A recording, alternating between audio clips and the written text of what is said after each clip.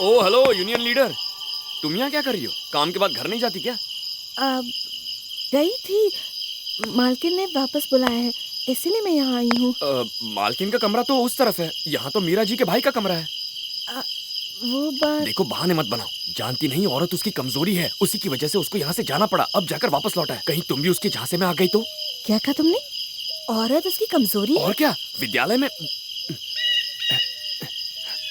यहाँ उसने विद्यालय में 20 लड़कियों को अपने जाल में फंसाकर गर्भवती बना दिया था, और जब उन लड़कियों के बाप ने उसे पकड़कर उससे शादी करवानी चाहिए तो हमारे मालिक ने उसे बचाकर वहाँ से फौरन दुबई भेज दिया। हाँ, इतनी सारी बातें एक बॉडीगार्ड को कैसे पता? तुम्हें क्या लगता है बॉडीगार्ड कोई ऐसे ही बन जाता है? एक बॉडीगार्ड जहाँ भी जाता है अपने शत्रु और मित्र का संपूर्ण जीवन चरित्र प्राप्त कर लेता है, तभी तो वो अपने मालिक के शत्रु से निपट पाता है। अगर दुश्मन ताकतवर हुआ तो? तो हमें और ताकत लगाकर शत्रु से निपटने के तरीके ढूंढने होंगे। पर तुम ये क्यों पूछ रही हो? ताकत का इस्तेमाल जानवर करते हैं, जिससे वो दूसरों पर राज कर सके। और इंसानों के लिए तो ताकत नहीं, प्यार ही काफी। अच्छा ठीक है, अब तुम इतनी रात को ही अपना प्यार का लेक्चर देना बंद कर दोगी और यहाँ से चलती बनोगी। शुभ रात्रि।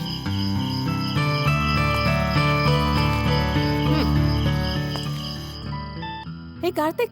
हाँ आओ मीरा। तुमने एक लड़की को धोखा दिया, हाँ? और फिर उससे भागकर दुबई चले गए, क्यों? ये सब तुम्हें किसने बताया? उस लड़की ने खुद फोन करके मुझे बताया। छोड़ो, झूठ है, कोई तुम्हें बहका रहा है मीरा। तुम झूठ बोल रहे हो। मैं अभी के अभी उस लड़की को फोन करके यहाँ बुला सकती हूँ। मीरा मेरी बात सुनो। उसे बुलाऊं क्या? रुको, सुनो,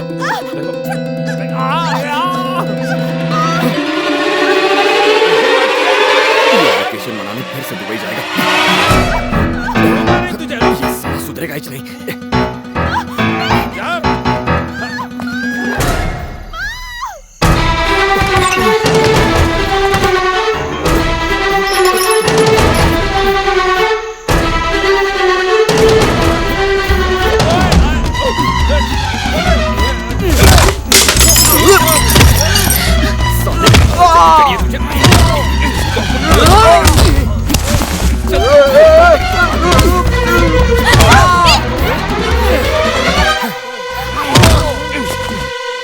तुम जल्दी घर जाओ, मैं इसे संभालूंगा। ये तुमने क्या किया? ये मेरा भाई है। राम कुमार वर्मा की बेटी मीरा, मेरा भाई। कार्तिक भैया, कार्तिक भैया, भागो, इससे पहले कोई देख ले, भाग जाओ। कार्तिक भैया, यहाँ खड़े खड़े क्या कर रहे हो? मैंने कहा ना भागो। क्या हो रहा है मीरा? कैसे आवाज दी है? पकड़ेंगे तो छोड़ेंगे नहीं तुम्हें, भागो।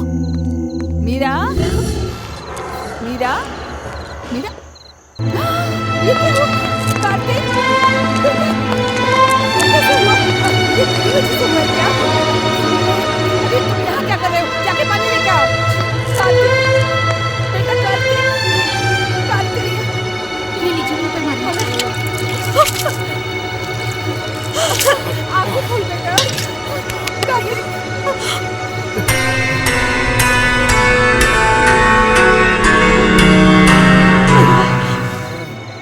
क्या हुआ है? कोई बम धमाका हुआ क्या? ये कार्तिक का अलार्म किसने बजा दिया? मीरा दीदी और छोटे साहब अंधेरे में पकड़ा पकड़ी खेल रहे थे। अरे अंधेरे में दौड़ोगे तो मुंह के बल गिरोगे। चुप करो, ये लोग बच्चे हैं क्या जो पकड़ा पकड़ी खेलते वक्त गिर गए?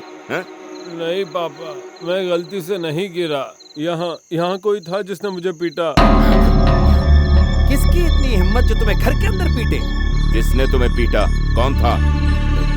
वो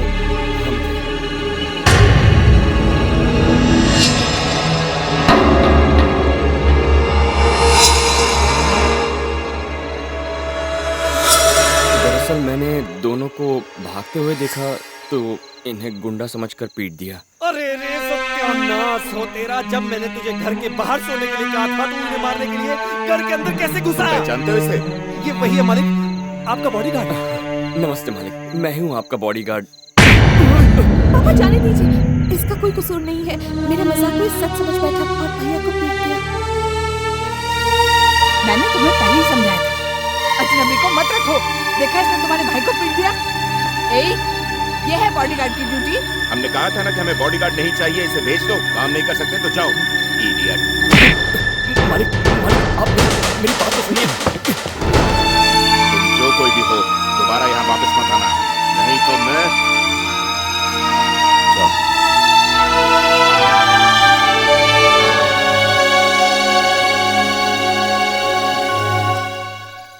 पापा, बोलो बेटा। वो बॉडीगार्ड यहाँ से जाते जाते आपके लिए एक लेटर छोड़कर गया है। तो इसे फाड़ के डस्टबिन में फेंक दो। नहीं पापा, वो कहता है कि वो आपको जानता है और उसने ये भी कहा कि आप ही ने उसका नाम रखा था, भूमिनाथ। भूमिनाथ? श्रीनगर के राम कुमार वर्मा। मैं माणिकपुर का प्रकाश गुप्ता हूँ। इस लेटर को लेकर आने वाला शख्स मेरा बेटा भूमिनाथ है। उसे आपके पास झूठ बोलकर भेजा जा रहा है कि आपकी जान को खतरा है। माफ कर दीजिए, पर अगर ऐसा नहीं करते तो वो आपके पास नहीं आता। वो आवारा लड़कों की तरह गुंडागर्दी करता फिरता है। एक आप ही हैं जो उसे सुधार सकते हैं। हम पर एक और एहसान कर दीजिए। धन्यवाद, प्रकाश गुप्ता। वो चंद्रकांत कहाँ है? उसे जल्दी भेजकर उस लड़के को बुलाओ, फौरन। जाओ।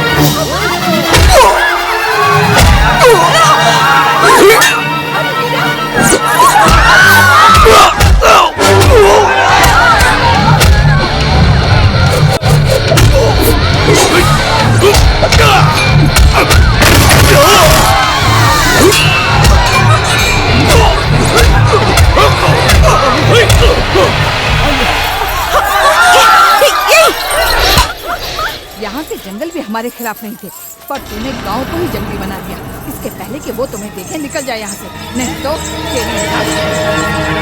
चलो।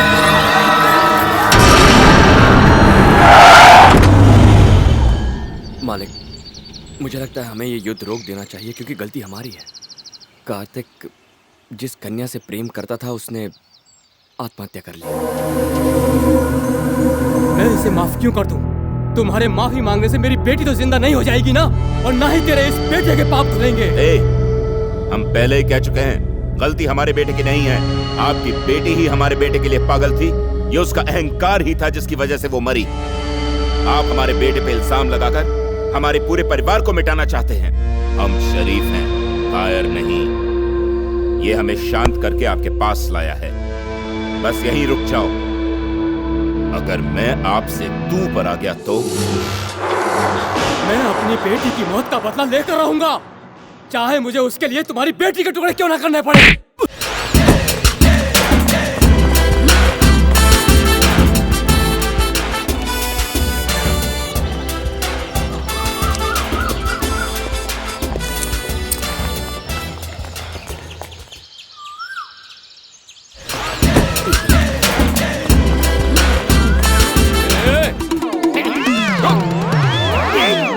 सफेद गाड़ी को अपने काले हाथों से काला कर रहा है।